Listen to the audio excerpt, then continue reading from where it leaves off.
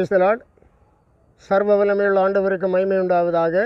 சந்தோஷமான இந்த நல்ல காலை நேரத்துக்காக கர்த்தருக்கு நன்றி சொல்லுகிறேன். காலைதோறும் ஆண்டவருடைய கிருபைகள் புதியவைகளாக இருக்கிறது.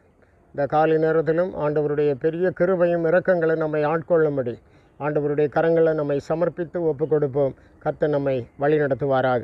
இந்த வேளையிலே நாம் தியானிக்கும்படியாக தெரிந்து கொண்டதான வேத பகுதி மத்தேயு எழுதின சுவிசேஷம் 7வது அதிகாரம் 24வது வசனம்.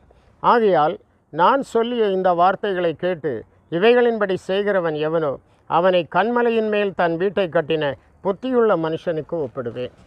நான் சொல்லிய இந்த வார்த்தைகளை கேட்டு இவைகளின்படி செய்கிறவன் எவனோ அவனை கன்மலையின் மேல் தன் வீட்டை கட்டிய புத்தியுள்ள மனுஷனுக்கு ஒப்பிடுவேன். ஆண்டவருடைய பிள்ளைகளாகிய நாம் புத்தியுள்ள மனுஷராய் இருக்க வேண்டும் என்று தேவன் விரும்புகிறார்.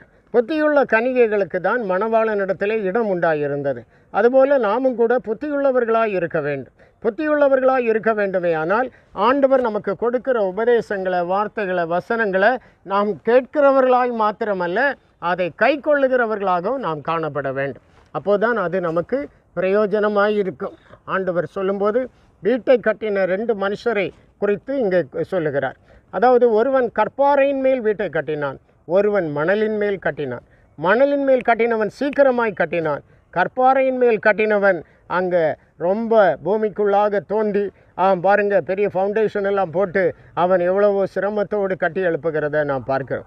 அநேக நாட்கள் அவன் கட்டுகிறதெல்லாம் பூமிக்குள்ளாகத்தான் இருந்ததே தவிர அவன் செலவு செய்த பணமெல்லாம் பூமிக்குள்ளாக இருந்தது.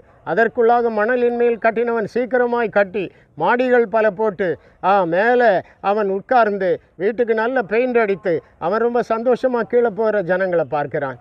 ஆனால் கற்பாறையில் கட்டினவன் எவ்வளோ பிரயாசப்பட்டு கட்டுகிறான். அந்த இடத்துல பாருங்கள், ஒரு நாளில் மழை பெய்தது, பெருவெள்ளம் வந்தது, அந்த வீட்டின் மேல் மோதினது, பெருங்காற்று அடித்தது, பயங்கரமான சோதனை உண்டானது.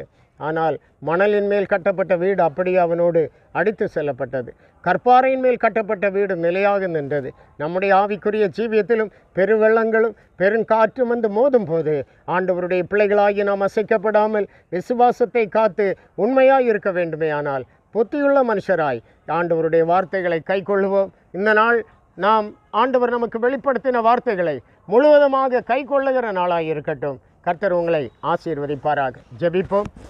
அன்பும் கிருபை நிறைந்த எங்கள் பரிசுத்த பிதாவே, நாங்கள் துதிக்கிறோம். அருமையான இந்த நேரத்தில் கர்த்தருக்கு நன்றி சொல்லுகிறோம்.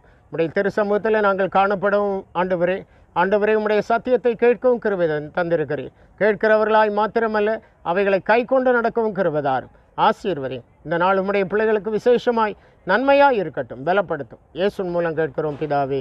ஆமென், ஆமென். God bless you.